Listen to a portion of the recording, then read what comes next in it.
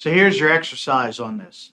Using almost the same code that we have here is that, well, you answer those questions that we have right here. Now, I've changed one thing here. What is it, number 3? Number 3, it says, what would printing the result in the middle of the loop be useless? The original print statement was right here. I moved it up so that you can try it out and find out why, but I'm hoping that you'll understand why did I move it in the loop. Why would I do that? And well, number one, I wouldn't do that, but why is that useless? So let's just put it that way. So see if you can figure that out. I've set a link for you to download the file so that you can run it. So go ahead and answer these, and we'll go over answer here in a minute.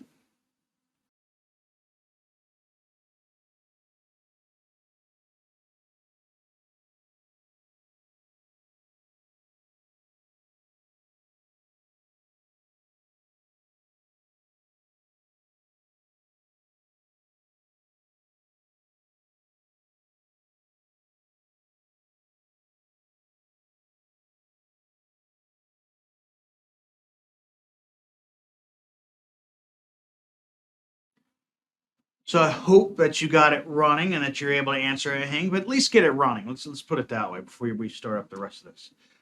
So why do we have a float in the data? And the float was specifically right here when we were grabbing the data out of there. Well, the answer is because, frankly, we need to look at the data file. And the data file has a string, another string, a float. Now, notice it could be integers at times, but by default, let's make it a float. Even 99 would end up as 99.0. It's the same value. We didn't add anything to it, but works out.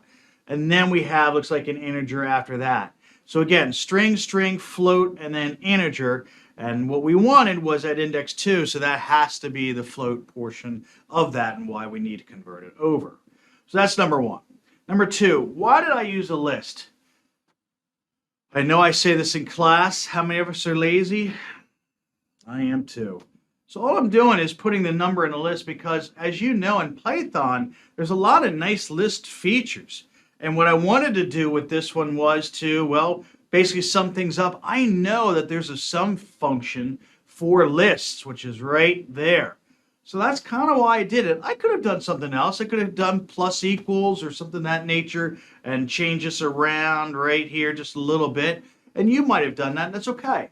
But there's other ways of doing it. So, and personally use the list doesn't mean that you have to, but again, I'm being lazy. Let's be honest. All right, number 3.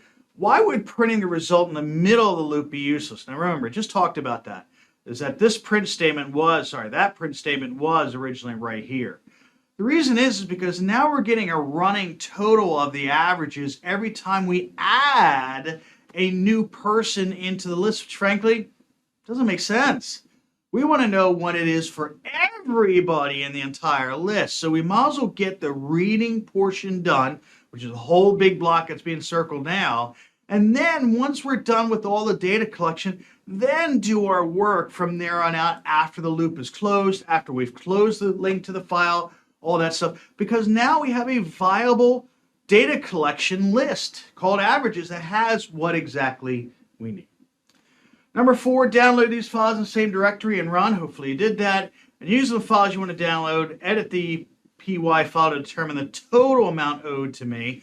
So the only thing that would have been different is, frankly, sum.